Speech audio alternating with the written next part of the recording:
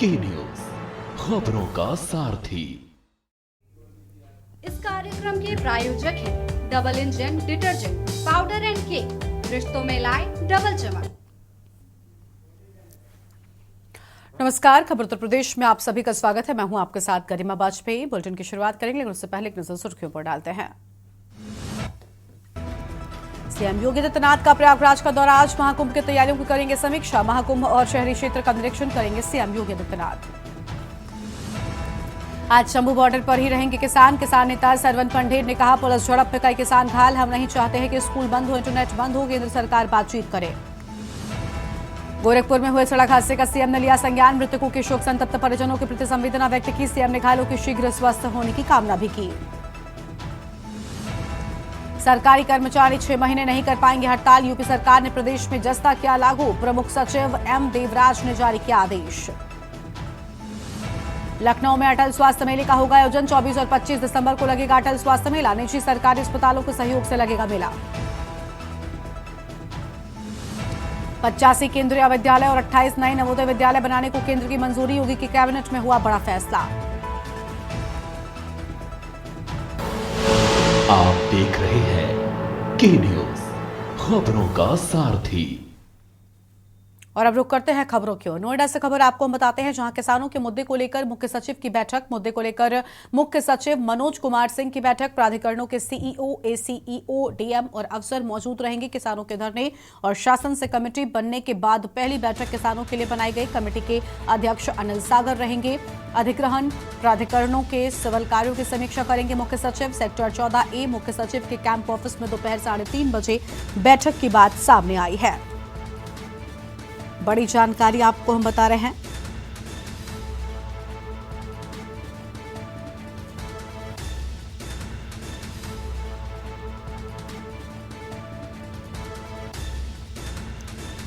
किसानों के धरने और शासन से कमेटी के बाद यह अहम बातें सामने आई हैं। किसानों के लिए बनाई गई कमेटी के अध्यक्ष अनिल सागर रहेंगे। बड़ी खबर आपको हम बता दें। और अधिग्रहण प्राधिकरणों के सिविल कार्यों की समीक्षा करेंगे मुख्य सचिव। सेक्टर 14A मुख्य सचिव के कैंप ऑफिस में दोपहर 3:30 बजे बैठक होगी। बड़ी जानकारी नोएडा से खबर। किसानों के मुद्दे को लेकर मुख्य सचिव की बैठक की बात सामने आई है। मुद्दे को लेकर मुख्य सचिव मनोज कुमार सिंह की बैठक होगी। और अशोक द्विवेदी हमारे साथ में से खबर पर बातचीत के लिए जुड़ चुके हैं, उनका रुख करते हैं। अशोक, प्राधिकरणों के सीईओ और बाकी चीजों को लेकर अहम जानकारी सामने आ रही है। पूरी खबर क्या है आपके पास में? हाँ बिल्कुल, मैं आपको बता दूं, नोएडा में किसानों के धरने के बाद में कहीं ना कहीं अगर देखा जाए तो नोएडा प्राधिकरण और ग्रेटर नोएडा प्राधिकरण, यमुना प्राधिकरण के तीनों सीईओ और उप सीईओ ये जो है मुख्य सचिव के बैठक में बैठेंगे। साथ में नोएडा के डीएम भी होंगे, जिसको लेकर के इस पे कमेटी बनाई जाएगी। कमेटी की रिपोर्ट सरकार को सौंपी जाएगी। फिर उस पर सरकार क्या कार्रवाई करती है, क्या निर्णय देती है। जो किसानों के हित के लिए जो लड़ाई किसान इतने दिन से लड़ रहे थे, जिसको लेकर के यहाँ पर अभी कुछ दिन पहले जो है यहाँ नोएडा और ग्रेटर नोएडा में पुलिस और किसानों में भी झड़प हुई दिल्ली कूच करने के लिए। तो किसान काफी टाइम से जो है संघर्ष में है, जिसको लेकर के कहीं धरना दे रहे हैं, कभी दिल्ली कूच कर रहे हैं, जिसको लेकर के ये बैठक आज जो है सुनिश्चित की गई है, जिसको लेकर के ये बैठक होगी, जो मुख्य सचिव की अगुवाई में होगी। मुख्य सचिव जो है मनोज कुमार सिंह है, उनकी अगुवाई में सेक्टर 14 ये उनके जो है कैंप कार्यालय पे होगी, जहां पे तीनों प्राधिकरण के सीईओ और उप सीईओ और नोएडा डीएम भी इस बैठक में शामिल होंगे। बिल्कुल, साफ तौर पर यहां पर बैठक की जानकारी सामने आ रही है। बैठक में क्या लग रहा है, किन चीजों को लेकर चर्चा हो सकती है अशोक? क्योंकि मुख्य सचिव बैठक कर रहे हैं किसानों के मुद्दों को लेकर, और जिस तरीके से ये मुद्दा लगातार बढ़ता जा रहा है, तो क्या लग रहा है कि किस तरीके से किसानों को रोकना है या इस आंदोलन को किस तरीके से शांत कराना है? क्या इन चीजों को लेकर बातचीत संभव है इस बैठक में?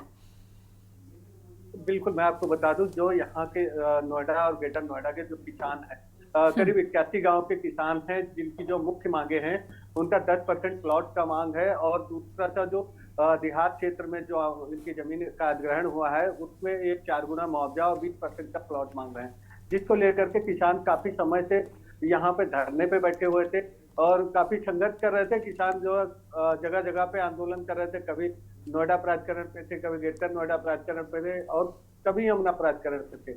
और लास्ट जो इनका धरना पुलिस के द्वारा बलपूर्वक खत्म कराया गया, वो इनका धरना एक्सप्रेसवे के 0 पॉइंट पे था।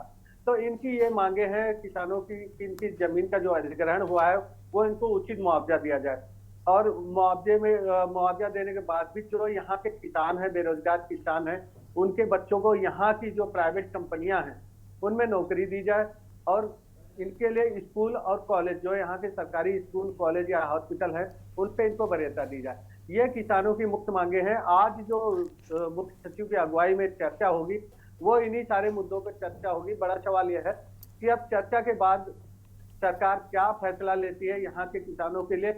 जो सबसे बड़ा रीजन है, जो किसान यहाँ आए दिन धरना प्रदर्शन करते हैं, कभी बैरिकेडिंग तोड़ते हैं, कभी पुलिस से झड़प करते हैं, कभी दिल्ली कूच करने की बात करते हैं। तो सबसे बड़ा जो रीजन है आज की बैठक का वो ये होगा कि किसानों का धरना कैसे खत्म कराया जाए और इनकी मांगे पूरी किया जाए। कहीं ना कहीं इस जो कमेटी बैठेगी, इस कमेटी में बैठक के बाद ये निर्णय लिया जाएगा कि किसानों से बातचीत की जाए और इस धरने को जो है खत्म कराया जाए, कि किसान जो आंदोलन कर रहे हैं इनका आंदोलन खत्म कराया जाए, इनकी मांगे मानी जाए। तो आज जो सबसे बड़ी बात होगी वो इसी बात पे कमेटी में चर्चा होगी। जो नोएडा के डीएम है और तीनों प्राधिकरण के सीईओ है, तो इन लोगों का जो चर्चा होगी वो इसी बात को लेकर चर्चा होगी, और इसी को देखते हुए बिल्कुल साफ तौर पर इस बैठक में कई अहम चीजों को लेकर बातचीत जो है वो संभव है, लेकिन फिलहाल जिस तरीके से ये पूरा मामला बढ़ता जा रहा है ये अपने आप में बड़ी बात है। एक दिन के लिए फिलहाल इस आंदोलन को किसानों की ओर से रोका गया, लेकिन अब अगला कदम क्या होगा देखना बहुत अहम होगा। शुक्रिया आपका हमारे साथ जुड़ने के लिए और अहम जानकारी के लिए। तो ये बड़ी खबर आपको हम बता रहे हैं, जहां पर प्राधिकरणों के अहम लोगों की मौजूदगी यहां पर रहने वाली है और किसानों के धरने और शासन से कमेटी बनने के बाद पहली बैठक की बात सामने आई है।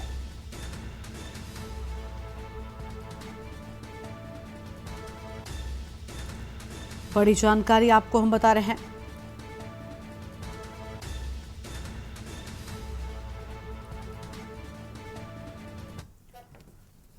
अगली खबर नोएडा से ही आपको हम बताते हैं। नोएडा से बड़ी जानकारी आपको हम बता रहे हैं, जहां पर नोएडा से अहम खबर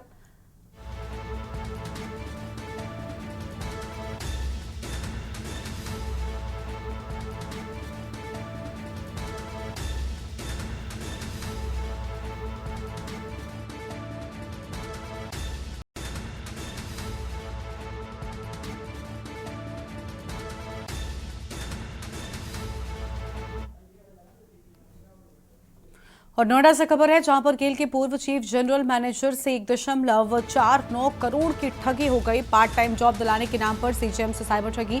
पार्ट टाइम जॉब में शानदार पैकेज पाने की लालच में फंस गए सीजीएम देवानंद पासवान ने साइबर थाने पहुंचकर तहरीर दी है और पुलिस ने तहरीर के आधार पर पूरे मामले में जांच पड़ताल शुरू कर दी है। सीजीएम देवानंद पासवान ने जांच पड़ताल शुरू की। अहम खबर, पार्ट टाइम जॉब दिलाने के नाम पर सीजीएम से साइबर ठगी की गई। अहम खबर आपको हम बता रहे हैं।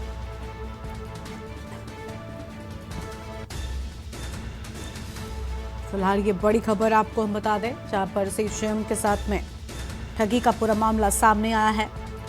पुलिस ने तहरीर के आधार पर जांच पड़ताल शुरू कर दी है। और अगली खबर लखनऊ से, जहां यूपी में 6 महीने तक हड़ताल पर रोक। योगी सरकार ने एस्मा लागू कर दिया है। अगले 6 महीने तक रहेगा एस्मा। उल्लंघन करने पर अधिकारियों पर होगी कार्रवाई। प्रमुख सचिव एम देवराज ने अधिसूचना जारी कर दी है। प्रमुख सचिव की ओर से अधिसूचना जारी किए जाने की बात सामने आई है।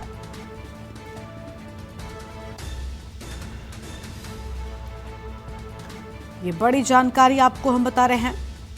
उल्लंघन करने पर अधिकारियों पर कार्रवाई होगी। योगी सरकार ने एस्मा लागू किया। अगले 6 महीने तक लगा रहेगा एस्मा। अहम खबर आपको हम बता रहे हैं।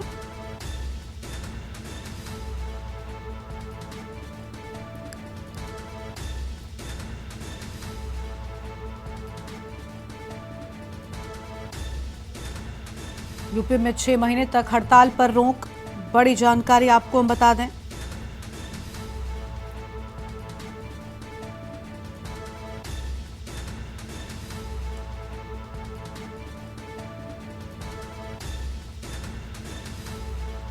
उल्लंघन करने पर अधिकारियों पर होगी कार्रवाई।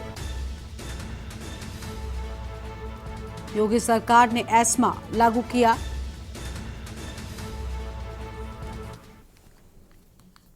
ग्रेटर नोएडा से अगली बड़ी खबर है, जहां पर संदिग्ध परिस्थितियों में मिला युवक का शव। परिजनों का आरोप, घर बुलाकर की गई हत्या। शव मिलने से क्षेत्र में हड़कंप मचा है और मौके पर पहुंची पुलिस पूरे मामले में जांच पड़ताल में जुटी हुई है।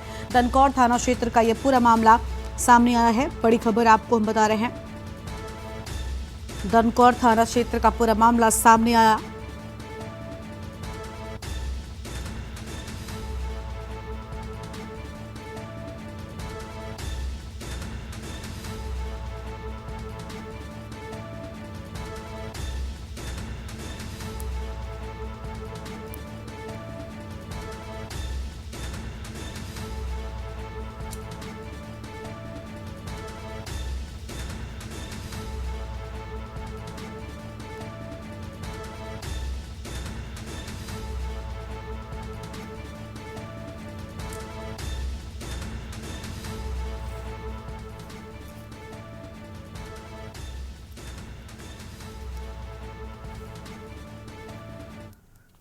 और अगली खबर कानपुर से है, जहां ट्रांसपोर्टर ने आरटीओ कार्यालय में हंगामा किया। अवैध रूप से हो रही वसूली का लगाया आरोप। हंगामा कर रहे युवक का वीडियो हुआ वायरल। आरटीओ कार्यालय में पहुंचे ट्रांसपोर्टर ने हंगामा किया है। बड़ी जानकारी आपको हम बता रहे हैं, जहां पर आरटीओ कार्यालय में पहुंचे ट्रांसपोर्टर की ओर से हंगामा किए जाने की बात सामने आई है।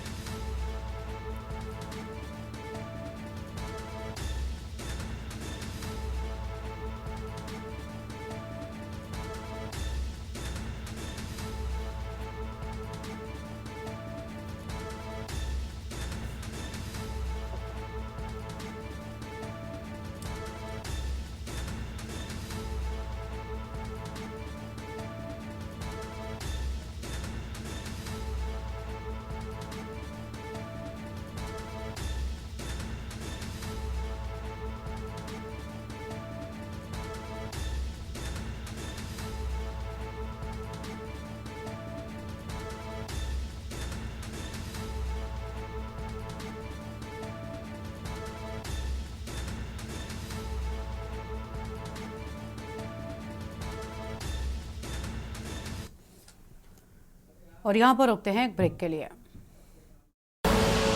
आप देख रहे हैं के न्यूज, खबरों का 100 दिवसीय टीवी उन्मूलन कार्यक्रम में हरियाणा के मुख्यमंत्री क्या कुछ कह रहे, सुनाते हैं आपको।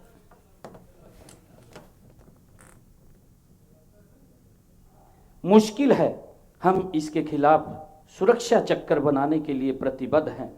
कोई भी टीवी मरीज इलाज से छूटे नहीं, इसके लिए हमने नई रणनीति पर काम किया है। इस दिशा में हम 4T के फार्मूले, टेस्ट, ट्रैक, ट्रीट और टेक्नोलॉजी पर काम कर रहे हैं। आप जानते हैं कि टीम मरीज की जरूरी केयर को ट्रैक करने के लिए उसका डेटा निक्षय पोर्टल पर अपलोड किया जाता है। अब तक प्रदेश में 79,652 मरीजों का डेटा अपलोड किया गया है। आपसे आग्रह है कि हर नए मरीज का डेटा इस पोर्टल पर अवश्य डालें। इस काम के ही निक्षय सॉफ्टवेयर सभी स्वास्थ्य कर्मियों के फोन और टैबलेट्स पर उपलब्ध है। इस पोर्टल का बड़ा महत्व है। इसके माध्यम से सभी टीवी रोगियों को विभिन्न सूचनाएं भी दी जाती हैं, चाहे उनका इलाज सरकारी अस्पतालों में हुआ हो या प्राइवेट अस्पतालों में। इलाज के अंत तक उनकी नियमित जांच भी सुनिश्चित की जाती है। निक्षय पोषण योजना में अब तक 3,49,000 मरीजों की 117 करोड़ 46 लाख रुपए दिए जा चुके हैं। मुझे खुशी है कि हम टीवी को खत्म करने के लिए और भी अति आधुनिक तकनीक मुहैया करवा रहे हैं। इस समय सभी मौजूदा एक्सरे केंद्रों और भारतीय प्लाज्मा अनुसंधान संस्थान अहमदाबाद के साथ AI के साथ जोड़ा जा रहा है। हरियाणा यह प्रौद्योगिकी लागू करने वाला देश का दूसरा राज्य है। हमारे यहाँ रोहतक और करनाल में 2 अत्याधुनिक माइक्रो बैक्टीरियल कल्चर और DST लैब स्थापित हैं। हम अंबाला में एक नई लैब स्थापित कर रहे हैं।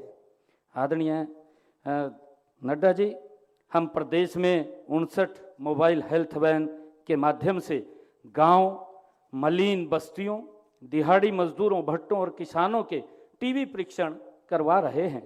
टीबी रोगियों को यदि और भी कोई बीमारी मिलती है तो हम उसका भी मुफ्त इलाज करते हैं।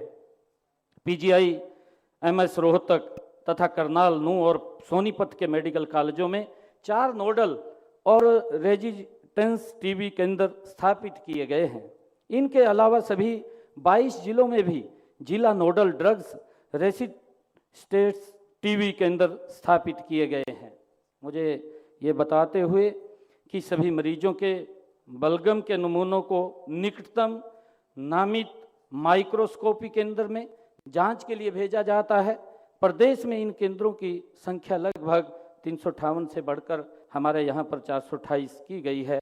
इसके अलावा भी 131 नए डीएमसी खोले जा रहे हैं। प्रदेश के सभी जिलों में एआई के साथ हैंड हेल्ड एक्सरे का उपयोग किया जा रहा है। नई हमने जो पहले की हैं टीबी के उपचार के लिए, माननीय नड्डा जी, जो दवाइयों की कमी नहीं है, सभी रोगियों को सभी सहायक दवाएं और फिजियोथेरेपी मुफ्त दी जा रही है। टीबी मामलों के निदान के लिए सभी परीक्षण भी निःशुल्क किए जा रहे हैं। टीबी के मरीजों को सरकारी और निजी क्षेत्र में आयुष्मान योजना के तहत मुफ्त इलाज भी दिया जा रहा है। अब तक 17,500 टीबी मरीजों को 29 करोड़ रुपए के क्लेम दिए हैं। ऐसे मामलों में जहां मरीज आयुष्मान योजना के लिए पात्र नहीं है, उनका भी मुफ्त इलाज किया जाता है। हम टीबी की रोकथाम के लिए सामाजिक संगठनों, उद्योगों आदि के साथ मिलकर काम कर रहे हैं। टीबी रोगियों में मृत्यु का एक प्रमुख कारण पोषण की कमी है। इसी कमी को पूरा करने में काफ़ी नागरिक संगठन आगे आए हैं। हमने टीबी मुक्त भारत के अभियान से जुड़ने के लिए प्रदेश के लोगों से निक्षय मित्र बनाने का आह्वान किया है। इस अभियान में 45,000 टीबी मरीजों को प्रदेश के नागरिकों और संस्थाओं ने गोद लिया है। मुझे खुशी है आपको बताते हुए कि टीबी के खिलाफ की गई हमारी पहलों के सकारात्मक परिणाम आए हैं। अब अधिक लोग टीबी की जांच और इलाज करवाने के लिए आगे आ रहे हैं। वर्ष 2023 में हरियाणा में 579 टीबी मुफ्त ग्राम पंचायतें थी, जो कुल पंचायतों का 9.5% है। इस साल हमने लगभग 1800 टीबी मुफ्त ग्राम पंचायतें बनाने का लक्ष्य रखा है, जो 2023 के लक्ष्य से 3 गुना अधिक है। माननीय केंद्रीय स्वास्थ्य मंत्री जी, मैं स्वास्थ्य क्षेत्र में हरियाणा की एक नई पहल का भी जिक्र करना चाहता हूँ। हमने प्रदेश के हर नागरिक का 2 साल में कम से कम एक बार पूर्ण स्वास्थ्य जांच का लक्ष्य रखा है। हरियाणा के मुख्यमंत्री नायब सिंह सैनी को आप सुन रहे थे, जिनकी ओर से टीबी को लेकर अहम बातें कही गई हैं। आगे बढ़ते हैं खबरों की ओर। फतेहपुर से खबर, मुठभेड़ के बाद 25,000 का इनामिया गिरफ्तार किया गया है। चेकिंग पर रोके जाते ही पुलिस पार्टी पर किया फायर। जवाबी फायरिंग में बदमाश के पैर में गोली लगी है। बड़ी खबर आपको हम बता रहे हैं। जवाबी फायरिंग में बदमाश के पैर में लगी गोली, अहम जानकारी आपको हम बता दें। और गिरफ्तार बदमाश से तमंचा, कारतूस भी बरामद कर लिया गया है। बड़ी खबर आपको हम बता दें। और शातिर से बाइक और 1250 रुपए नकद भी बरामद हुए हैं। कई जिलों में रिपोर्ट दर्ज होने पर घोषित हुआ था इनाम। Intelligence wing, Tharigaon police surveillance team ने कार्रवाई की है। जनपद फतेहपुर में पुलिस अधीक्षक महोदय के निर्देशन में वांछित अभियुक्तों व पुरस्कार घोषित अपराधियों के विरुद्ध चेकिंग अभियान चलाया जा रहा था। इसी क्रम में थाना थरियाव गोवा इंटरनेशनल की संयुक्त टीम द्वारा मुखबिर की सूचना पर अभियुक्त विशाल सिंह, जिस पर 25,000 रुपये का इनाम घोषित है, की तलाश में हथगांव मोड़ बृहदगांव रामपुर थरियाव में चेकिंग की जा रही थी। हथगांव की तरफ से एक अभियुक्त अपाची मोटरसाइकिल पर आते हुए दिखाई दिया। पुलिस टीम द्वारा संदिग्ध प्रतीत होने पर जब उसे रोकने का प्रयास किया गया तो वह अपनी बाइक तेजी से मोड़ करके वापस लौटने लगा। इसी दौरान वह सड़क पर गिट्टी पड़ा होने के कारण वह गिर पड़ा। पुलिस टीम द्वारा घेराबंदी करके उसे पकड़ने का प्रयास किया गया तो वह पुलिस टीम पर लक्ष्य करके फायरिंग करने लगा। आत्मरक्षार्थ पुलिस टीम द्वारा की गई फायरिंग में अभियुक्त के बाएं पैर में गोली लगी। जब अभियुक्त को कब्जे में लेकर पूछताछ की गई तो उसने अपना नाम विशाल पुत्र शेर सिंह, निवासी सरायप्रयाग, थाना गुरसहायगंज, जनपद कन्नौज बताया। और अब आगे बढ़ते हैं खबरों की ओर। अगली खबर है लखनऊ से, जहां पर एनसीबी और आरपीएफ की संयुक्त टीम ने 2 महिला तस्करों से 5 करोड़ रुपए की 11 किलो चरस बरामद किया। आरोपित महिलाओं को लखनऊ के गोमतीनगर रेलवे स्टेशन पर उतारा गया और मुकदमा दर्ज कर जेल भेज दिया गया है। नारकोटिक्स कंट्रोल ब्यूरो और आरपीएफ की संयुक्त टीम ने गोपनीय सूचना के आधार पर बुडवल स्टेशन पर अवध एक्सप्रेस ट्रेन की जांच की और रात 11:10 पर ट्रेन में गार्ड डिब्बे के बाद पहले दिव्यांग डिब्बे में ज्योति देवी और भगवती देवी को पकड़ा, जो कि बिहार राज्य के चंपारण जिले की रहने वाली हैं। रात 12:38 पर ट्रेन गोमतीनगर रेलवे स्टेशन पहुंची तो वहां दोनों महिला तस्करों को उतारा गया। उनके सामान की जांच की गई। इस दौरान उनके पास से 500 ग्राम के कुल 22 पैकेट बरामद हुए हैं।